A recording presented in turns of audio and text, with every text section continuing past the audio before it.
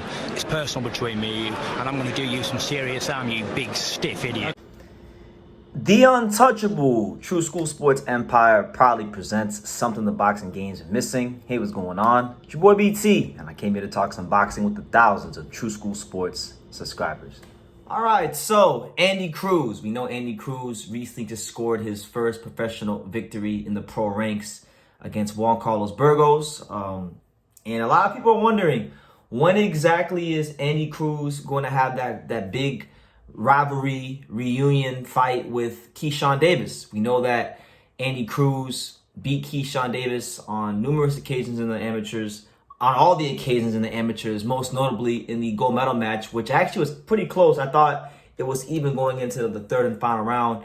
Andy did enough to win the fight, but professional boxing is a completely different world, and it's a much completely different sport than the amateurs. In the amateurs, it's 3 rounds. You're really throwing more volume punches to score points. In the pros, you can take your time, set your shots up, and throw those grown man punches to break their soul and break their spirit. It's the hurt business. So it's different. It's a different sport, right? Now, Andy Cruz ain't wasting no time. The proverbial gloves are off, and he's making it very, very known that he wants that Keyshawn Davis fight. And he doesn't really see all the hooting and hollering and all the fuss is about when it comes to, Keyshawn Davis. But here's what Andy Cruz said verbatim in an interview with FightHype.com that was transcribed by the fine folks at BoxingScene.com, as you guys can see on TV behind me. But he said the following, and I quote, "I've come to this country to fight the very best. Keyshawn, I've already beat him every single time that we met. I don't consider him one of the best right now. In the future, if he's ready, we will meet again. So be it." So there you have it. So listen, Andy Cruz wants that smoke. He's training very, very hard in Philadelphia under the watchful eye of Bozy Ennis, alongside the great welterweight talent Jaron Ennis. And listen, right now it's a very intriguing part of Keyshawn Davis's career, because although he is getting a lot of hype from Top Rank, and he did come to the sport with a lot of hype due to what he did in the amateurs, nationally here in the States, and then obviously internationally in the Olympics. A lot of people aren't really sold on Keyshawn Davis. I would actually say that Keyshawn Davis's hype is right now probably at an all-time low. A lot of people really aren't looking at Keyshawn Davis as, in the same cloth of Shakur Stevenson or any of these younger guys that he gets compared to from when they first turned pro. So I feel like this fight is going to be a fight that has to happen sooner rather than later. I don't think Andy Cruz is going to need a big learning curve coming into the professional ranks. I think Andy Cruz could probably have, 4 or 5 pro fights, and then maybe fight Keyshawn by his 6th fight, maybe even earlier. But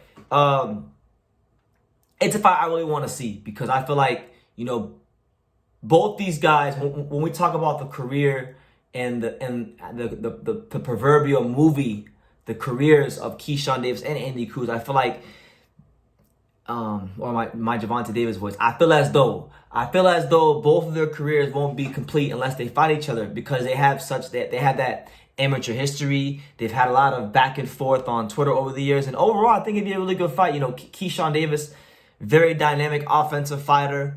Would like to see him be a bit more consistent in his attack and whatnot, and maybe focus a bit more and be a bit more of a consistent fighter. But you factor in style-wise what this fight could be, what it could spell for Keyshawn.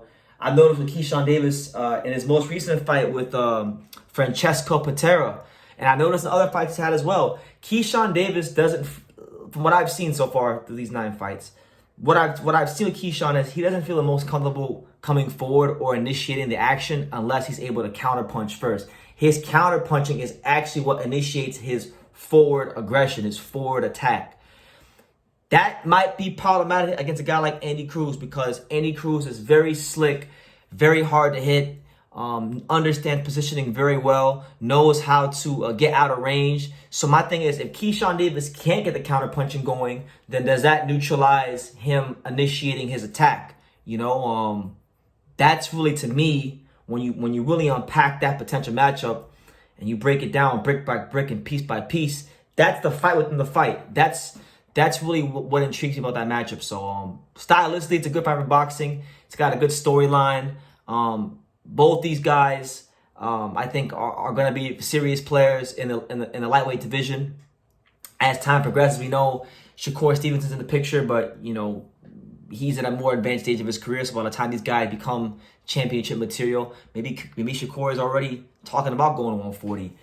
We know Devin is already talking about fighting his program 140. So I kind of see this fight as a fight that's going to, begin the next era, so to speak, of the lightweight division. Gone are the days of Tank and Ryan and Devin and Shakur, and in are the guys like Keyshawn and Abdullah Mason and Andy Cruz and a whole host of other fighters. But yeah, not trying to make this video too long-winded. That's the news. Andy Cruz is pretty much saying that he's come to the USA to fight the best.